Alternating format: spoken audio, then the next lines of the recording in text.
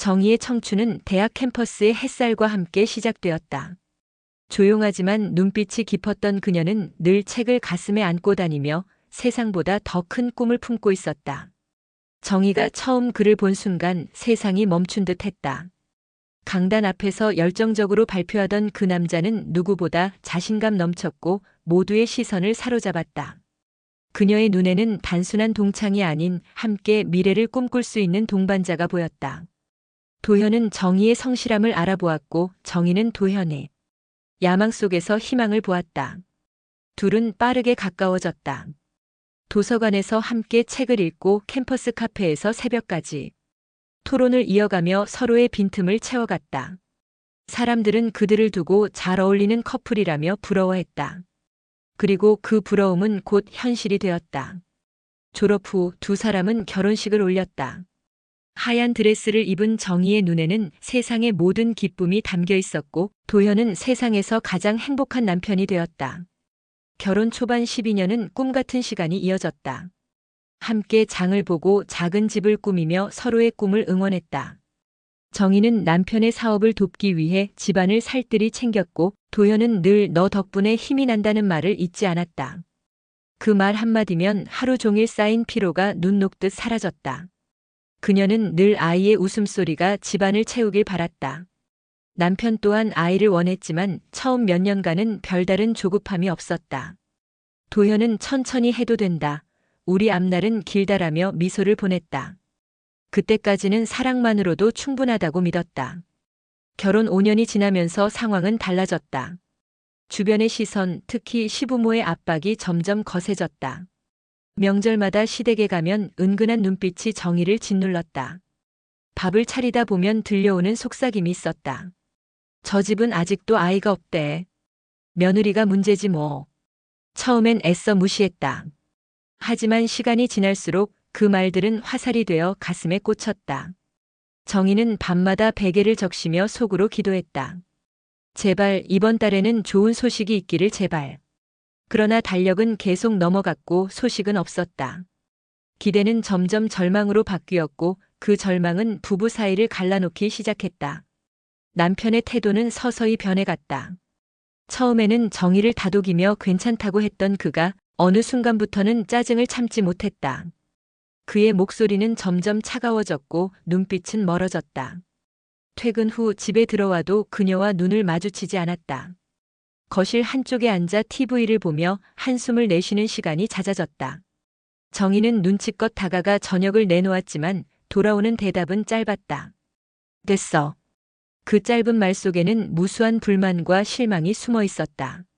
정희의 가슴은 점점 얼어붙어 갔다. 더 노력하면 사랑이 돌아올까? 더 기도하면 아이가 생길까? 하지만 노력할수록 기도할수록 오히려 더 멀어지는 느낌이었다. 결정적인 순간은 어느 늦은 밤 찾아왔다. 남편은 술에 취한 채 거실에 들어와 넥타이를 휙 던졌다. 정희는 조심스레 다가갔다. 오늘 무슨 일 있었어? 많이 힘들지? 그러나 돌아온 건 날카로운 외침이었다. 힘들어? 힘든 건 나야. 결혼한 지 5년이 지났는데. 아직도 아이 하나 없는 집이 뭐가 집이야. 정희의 심장은 찢어질 듯 아팠다. 말을 꺼내려 했지만 그가 그녀의 말을 가로막았다. 넌 평생 불임이야. 쓸모없는 여자야. 내 인생을 망치고 있어. 순간 정희의 귀에서는 심장 박동 소리만 울렸다. 눈앞이 아득해지고 바닥이 꺼지는 듯한 공허함이 밀려왔다. 정희는 눈물조차 나오지 않았다. 그저 멍하니 서서 그 말이 현실임을 인정해야 하는 순간처럼 느껴졌다. 그날 이후 남편은 더 이상 정희를 아내로 대하지 않았다. 식탁에 함께 앉는 시간도 줄었고 집안의 대화는 최소한으로 줄었다. 시댁에서는 대놓고 그녀를 원망했고 남편은 그들의 말에 동조했다. 정희의 존재는 점점 투명해져 갔다. 밤마다 정희는 기도했다. 하나님, 저를 버리지 말아주세요. 제게도 기적을 주세요. 그러나 대답은 오지 않았다. 그녀는 스스로를 탓하며 무너져 갔다. 거울 속에 자신을 볼 때마다 나는 쓸모없는 여자라는 남편의 말이 되뇌어졌다. 눈빛에서 빛이 사라졌고 목소리는 점점 작아졌다. 결국 남편은 이혼을 통보했다. 법률사무소에서 건네받은 서류를 보며 정희는 손이 떨려 글자조차 읽을 수 없었다. 남편은 차갑게 말했다. 이제 끝내자. 더 이상 널 곁에 둘 이유가 없어. 정희는 마지막 힘을 다해 물었다. 우리가 함께한 시간, 그건 다 거짓이었어? 그러나 돌아온 건 짧은 한마디였다. 사랑만으로는 부족하더라. 그 순간 정희의 가슴은 돌이킬 수 없이 무너져 내렸다. 세상에서 가장 사랑했던 사람이 가장 큰 상처가 되어 그녀를 버리고 떠난 것이다. 정희는 집을 떠나는 날 빈손으로 현관문을 나섰다. 비가 내리고 있었고 정희의 어깨 위로 차가운 빗방울이 쏟아졌다. 그 빗물은 눈물과 섞여 얼굴을 타고 흘렀지만 정희는 고개를 들지 않았다. 이혼 후 정희의 삶은 폐허 같았다. 남편의 집에서 나올 때 가져올 수 있었던 것은 손가방 하나뿐이었다. 그 안에는 결혼 반지, 낡은 성경책, 그리고 몇 장의 사진뿐. 밤마다 그녀는 좁고 허름한 방에서 스스로를 가두었다. 낯선 벽지는 차갑게 느껴졌고 작은 창문으로 들어오는 빛은 오히려 잔인했다. 침대에 누우면 눈물이 저절로 흘러내렸다. 정말 나는 쓸모없는 여자인 걸까? 남편의 목소리가 환청처럼 귓가에 맴돌았다. 친정 또한 정희의 피난처가 되어주지 못했다. 어머니는 무겁게 한숨을 쉬며 말했다. 내가 아이를 못 낳으니 시댁이 뭐라 하는 건 당연한 거 아니냐. 그 말은 칼날이 되어 정희의 마음을 찔렀다. 친구들 또한 점점 연락을 끊었다. 결혼 생활을 유지하지 못한 정희를 실패한 여자로 속으로 평가하는 눈빛을 정희는 감지했다. 거리에서 마주친 옛 지인은 어색한 웃음을 짓고는 곧 시선을 돌렸다. 정희는 그렇게 사회로부터도 고립되어 갔다. 며칠을 굶주리며 방 안에만 웅크려 있던 정희는 스스로를 거울에 비춰보았다. 창백한 얼굴, 퀭한 눈, 떨리는 어깨. 그 모습은 더 이상 젊고 빛나던 신부의 얼굴이 아니었다. 나는 이제 누구에게도 필요 없는 사람인가. 정희는 거울 앞에서 속삭였다. 하지만 바로 그 순간 안에서 작은 울림이 일었다. 그래도 살아야 한다. 그 목소리는 희미했지만 분명 그녀 자신의 것이었다. 정희는 여전히 쓰러지지 않았음을 깨달았다. 어느 날 정희는 무작정 거리를 걷다가 작은 고아원 앞에 서게 되었다. 안에서 들려오는 아이들의 웃음소리에 발걸음이 멈췄다. 문틈 사이로 두 형제가 서로를 꼭 붙잡고 있는 모습이 눈에 들어왔다. 형은 5살쯤, 동생은 3살쯤 되어 보였다. 낡은 옷을 입은 아이들이었지만 서로를 감싸 안으며 눈을 마주치는 모습은 눈부셨다. 순간 정희의 가슴이 뭉클하게 떨렸다. 아이들의 눈빛에서 자신과 같은 외로움, 버려짐의 상처가 느껴졌다. 그녀의 발걸음은 저절로 고아원 안으로 들어갔다. 원장은 놀란 눈으로 정희를 맞았다. 두 형제는 부모에게 버려진 아이들입니다. 하지만 서로를 의지하며 꿋꿋이 버티고 있어요. 정희는 말없이 두 아이에게 다가갔다. 아이들이 두려움에 몸을 움츠리자 정희는 떨리는 손으로 살며시 머리를 쓰다듬었다. 그리고 속으로 말했다. 아이를 낳지 못했을 뿐 나는 엄마가 될 수 있다. 그날 밤 정희는 좁은 방에서 무릎 꿇고 기도했다. 하나님, 저를 버리지 않으셨다면 저 두 아이의 엄마가 되게 해주세요. 눈물이 멈추지 않았지만 가슴 한쪽에서는 오랜만에 불이 켜진 듯한 따뜻함이 피어올랐다. 정희는 결심했다. 이제는 남편의 아내로서가 아니라 두 아이의 엄마로서 인생을 살아가겠다고. 다음 날 정희는 고아원으로 돌아가 입양을 신청했다. 재산도 없고 가진 것도 없었지만 원장은 정희의 눈빛에서 진심을 보았다. 몇 주간의 절차 끝에 두 아이는 정희의 품으로 왔다. 처음 며칠은 힘들었다. 작은 방에 3명이 함께 눕자 공간이 비좁았고 식탁에는 늘 부족한 음식뿐이었다. 하지만 아이들이 웃으며 엄마라고 부르는 순간 세상은 달라졌다. 그 단어 하나가 정희의 무너진 심장을 다시 뛰게 했다. 정희는 새벽마다 일찍 일어나 시장에 나갔다. 야채를 떼어다 작은 노점을 열고 하루 종일 서서 손님들을 맞았다. 몸은 고달팠지만 아이들이 배부르게 밥을 먹는 모습을 볼 때마다 피곤함은 눈 녹듯 사라졌다.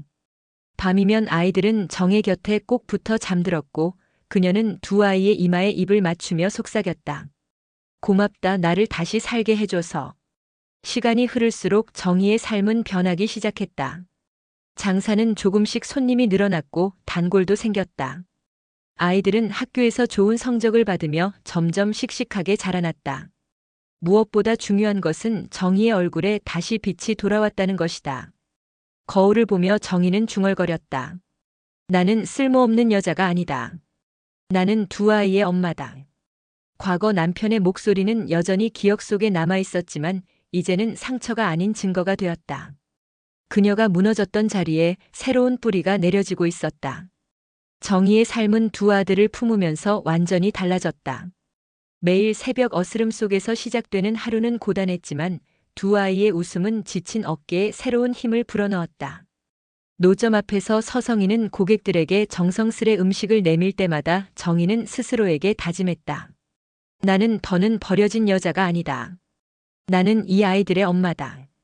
처음엔 그저 하루를 버티는 것만으로도 벅찼다. 그러나 아이들이 자라는 모습은 단순한 생존이 아니라 삶을 다시 지어 올리는 기적이었다. 형은 호기심이 많고 똑똑했다. 책을 한 번 읽으면 쉽게 잊지 않았다. 동생은 활발하고 사교적이었다.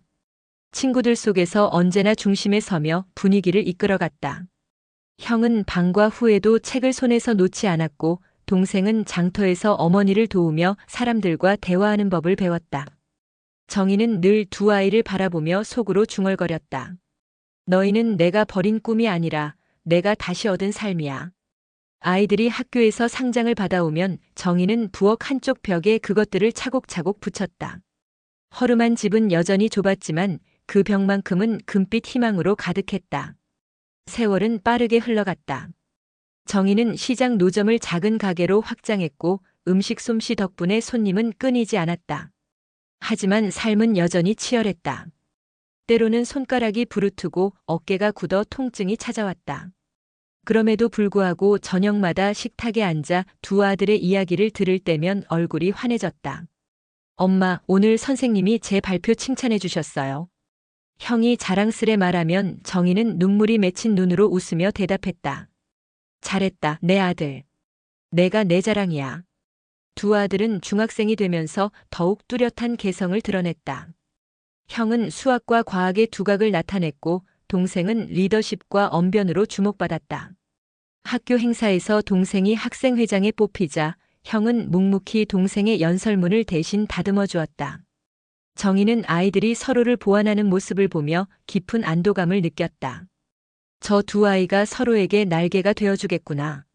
정희의 가슴속에는 예전의 상처 대신 새로운 자부심이 자리 잡았다. 아이들이 성장할수록 정희는 더 큰 결심을 했다.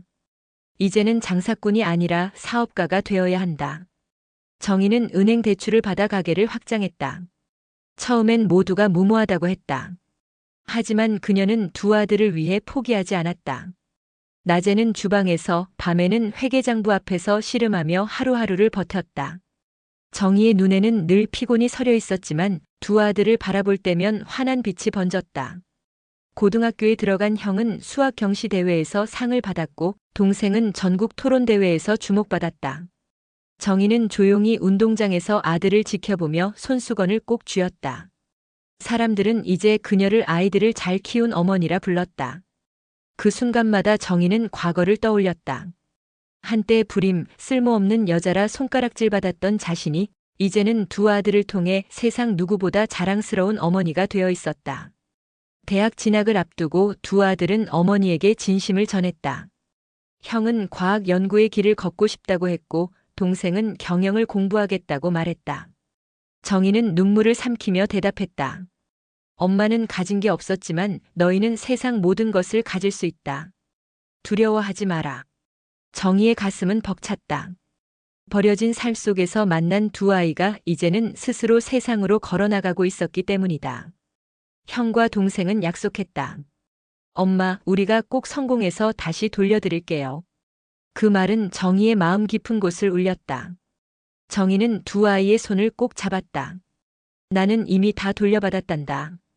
너희가 내 아들이 되어준 것만으로 충분하다.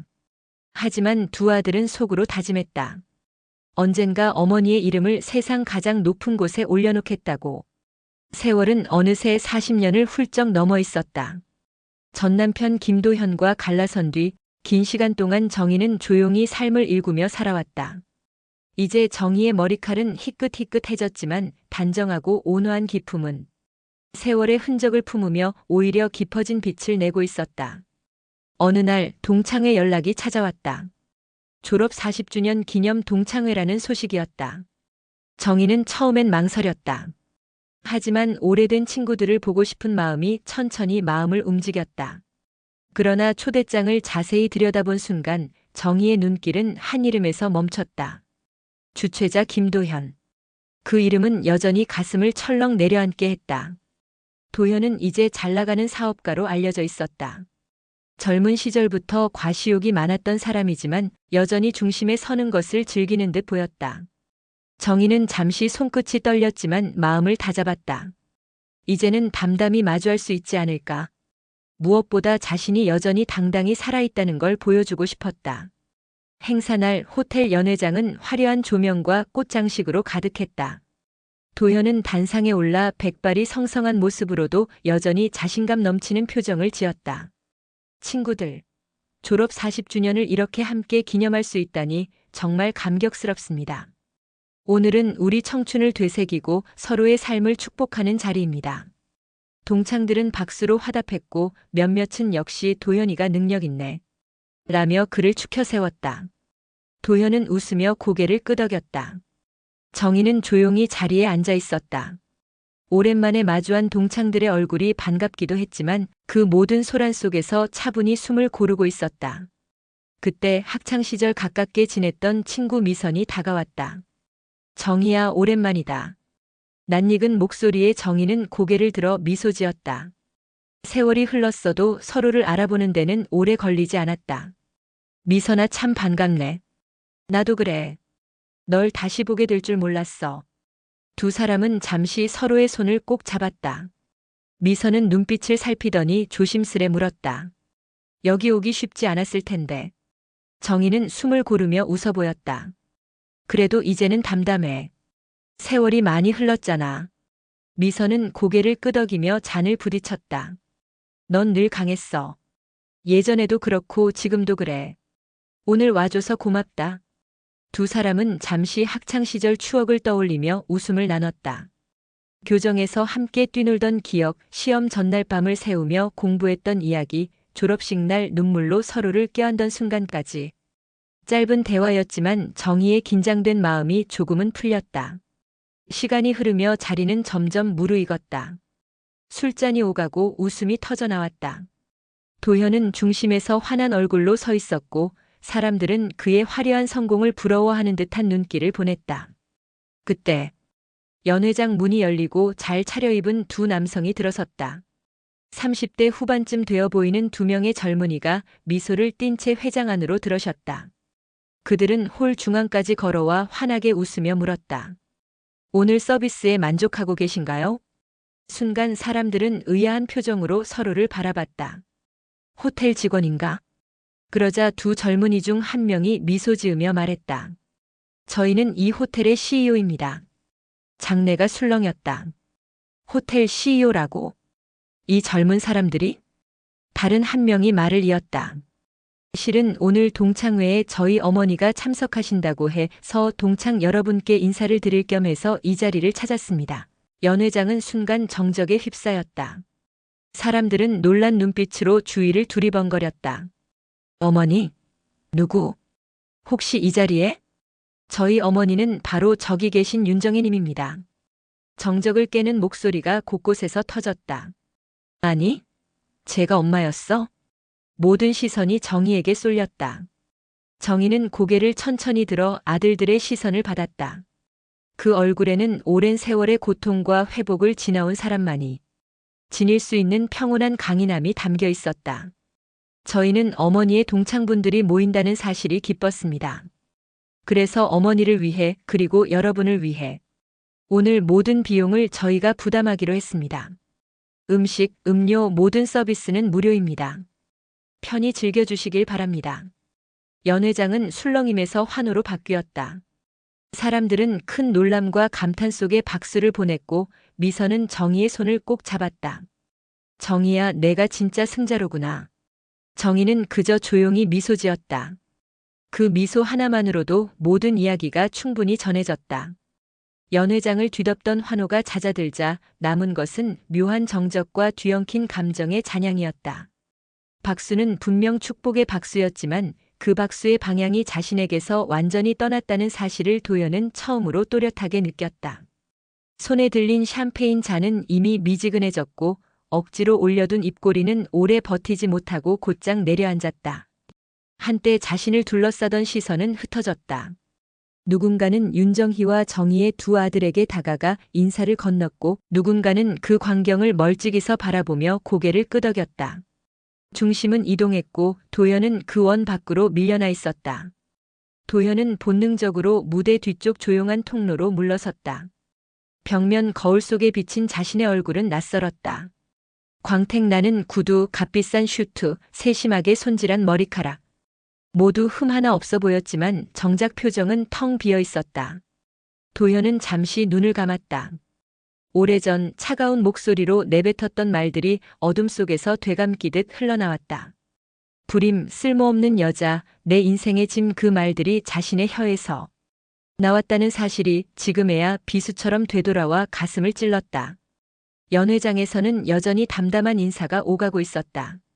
오랜만이야, 정희야. 축하해요. 아드님들 정말 대단하네요.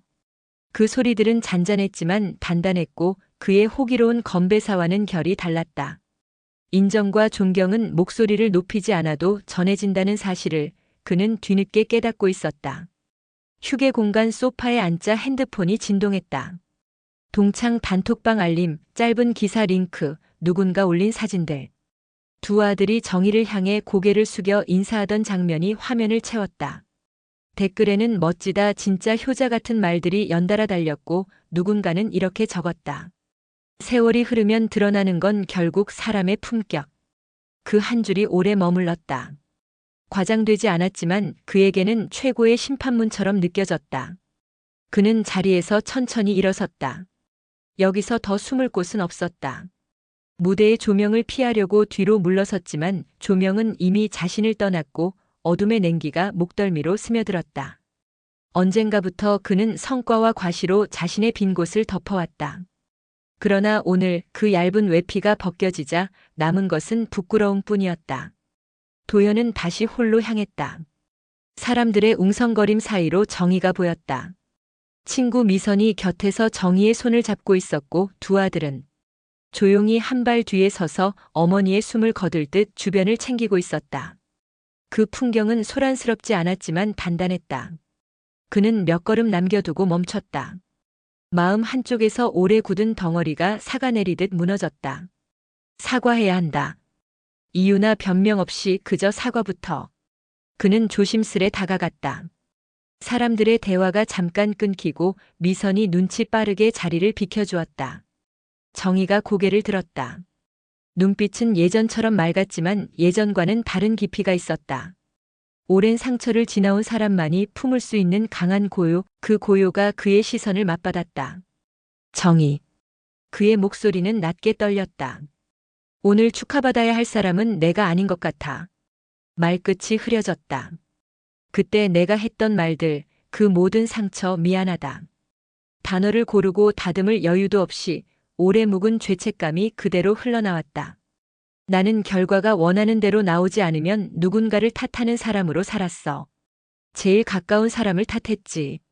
겁이 나서였을 거야. 그 겁을 너에게 잔인하게 떠넘겼어. 정희는 반박하지 않았다.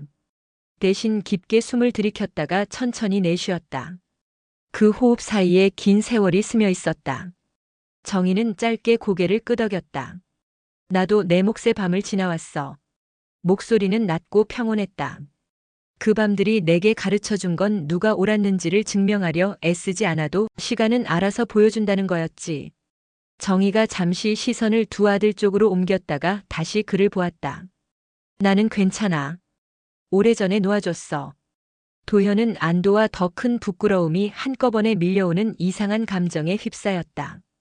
용서의 말이 가볍게 들리지 않는 이유는 그 말이 자신을 향한 면죄부가 아니라 정의의 자유선언이라는 것을 알기 때문이었다. 그가 한 발 물러서려 할 때 큰아들이 정중히 고개를 숙였다. 말수는 적었지만 그 한마디에 단단한 선이 그어졌다. 과거의 얽힘을 억지로 풀어내려 하지 않는 태도, 배운 단어보다 오래 체득된 예의였다. 어릴 때부터 집착하던 성공의 정의가 지금 눈앞에서 조용히 바뀌고 있었다. 소유와 과시에서 관계와 품격으로. 연회장의 조명은 조금 낮아지고 음악은 한 톤 부드러워졌다. 동창 몇이 다가와 정희와 미선에게 옛 사진을 보여주었다. 흑백에 가까운 색감 속 옷깃을 여미며 웃는 소녀들이 있었다. 그 미소는 세월을 건너 지금 이 자리까지 닿아 있었다. 누군가 작게 말했다. 참 오래 버텼다 우리. 담담한 공감이 파도처럼 번졌다.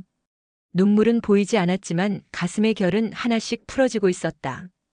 도현은 자리로 돌아가 앉으며 홀을 둘러보았다. 방금 전까지만 해도 자신의 업적을 나열하고 싶어 안달하던 마음이 이제는 조용히 가라앉아 있었다. 마음속 어딘가에서 오래 잠겨있던 문이 삐걱이며 열렸다. 내가 잃은 것은 체면이 아니었다. 사람, 관계, 존중 그 모든 것을 나는 스스로 내쫓았다. 인정의 문장 앞에서 핑계는 설 자리를 잃었다. 행사가 마무리될 무렵 사회자가 마지막 인사를 전했다. 오늘은 누가 더 높고 누가 더 많이 이뤘는지를 겨루는 밤이 아니었습니다. 그 같은 시간을 건너온 사람들이 서로의 어깨를 가만히 두드리는 밤이었습니다. 박수는 길지도 요란하지도 않았지만 오래 남았다. 도현은 그 박수 속에서 자신의 작은 결심을 더듬었다. 늦었지만 내가 고쳐야 할 것부터 하나씩 시작하자. 병원 문을 두드리는 일, 오래 미뤄둔 사과를 더하는 일, 스스로를 단련하는 일, 눈에 보이지 않는 일들부터. 정희는 코트를 걸치고 미선과 함께 홀을 빠져나왔다. 로비 유리병 너머로 도시의 불빛이 반짝였다. 두 아들이 뒤에서 조심스레 걸음을 맞췄다. 문을 나서기 전 정희는 한 번 뒤돌아 홀을 바라보았다. 그 자리는 오랜 시간 자신을 가두던 과거의 이름표를 조용히 떼어낸 무대 같았다. 이제 정희에게 남은 것은 불쑥 찾아올 향수와 그 향수마저 부드럽게 감싸 안을 현재의 평화였다. 바람이 스쳤다. 계절의 끝자락 특유의 냉기 속에서도 정희의 어깨는 가벼웠다. 미선이 작은 목소리로 말했다. 이제 정말 끝났네. 정희는 미소 지었다. 응, 오래 걸렸지만. 두 아들이 문을 열어주었다. 유리문이 부드럽게 닫히며 외부의 소음이 한 겹 낮아졌다. 세 사람의 발걸음은 일정했고 그 일정함이 곧 삶의 리듬이 되리라는 예감이 들었다. 뒤늦게 홀을 나온 도연은 멀리 그 뒷모습을 보았다. 붙잡고 싶은 마음이 전혀 없었다. 대신 그들을 향해 아주 작게 눈에 띄지 않을 만큼 고개를 숙였다. 누가 보지 않아도 괜찮은 자신을 향한 예의였다. 그리고 반대 방향으로 걸음을 옮겼다. 과거로 돌아가는 길은 없었다. 남은 건 앞으로 가는 일뿐 천천히 그러나 제대로. 그날 밤 동창회는 오래 기억될 장면들을 남기고 끝났다. 누군가에게는 화려한 사진 몇 장으로, 누군가에게는 조용한 문장 하나로, 또 누군가에게는 삶의 방향을 약간 바꾸어 놓은 작은 나침반으로. 정희에게는 마지막 봉인이 풀린 밤 그리고 그 빈자리에 흘러들어온 잔잔한 안도가 되었다. 부서진 것들 위로 자란 것들, 잃어버린 것들 사이로 지켜낸 것들. 그 모든 것이 정희의 얼굴에 자연스레 포개졌다. 세월은 잔혹했지만 또한 공정했다. 끝내 보여줄 것을 보여주었으니까. 윤정희는 동창회의 밤 이후 매일 아침 눈을 뜨는 순간이 달라졌다. 창문을 열면 밀려드는 햇살이 더 이상 지난날의 그늘을 떠올리게 하지 않았다. 방 안 가득 들어오는 빛은 단순한 자연의 풍경이 아니라 긴 세월 끝에 스스로가 되찾아낸 평화의 증표 같았다. 어제의 무게가 내려앉고 오늘의 삶이 가볍게 느껴졌다. 어느 날 저녁 정희는 창가에 앉아 편지를 썼다. 그 편지는 특정한 상대에게 보내는 것이 아니었다. 오히려 오랜 세월 자신을 괴롭혔던 과거의 그림자들에게 보내는 작별 인사였다. 정희는 종이에 이렇게 적었다. 나는 이제야 알게 되었습니다. 진정한 가족은 피로 이어지지 않아도 되고 진정한 승리는 남보다 앞서는 것이 아니라 나 자신을 잃지 않는 것입니다. 오랜 세월 나를 괴롭히던 상처는 결국 나를 더 강하게 만들었습니다. 나는 잃은 것이 아니라 더 큰 것을 얻었습니다. 정희는 펜을 내려놓고 창밖을 바라보았다. 도시는 여전히 분주했고 차들의 불빛은 끝없이 이어졌다. 하지만 정희의 마음은 고요했다. 곁에는 든든히 선 두 아들이 있었고 멀리서도 늘 응원해주는 미선이 있었다. 인생이란 결국 누구와 함께 걸어왔는가가 가장 큰 의미를 가진다는 사실을 이제는 확실히 알 수 있었다.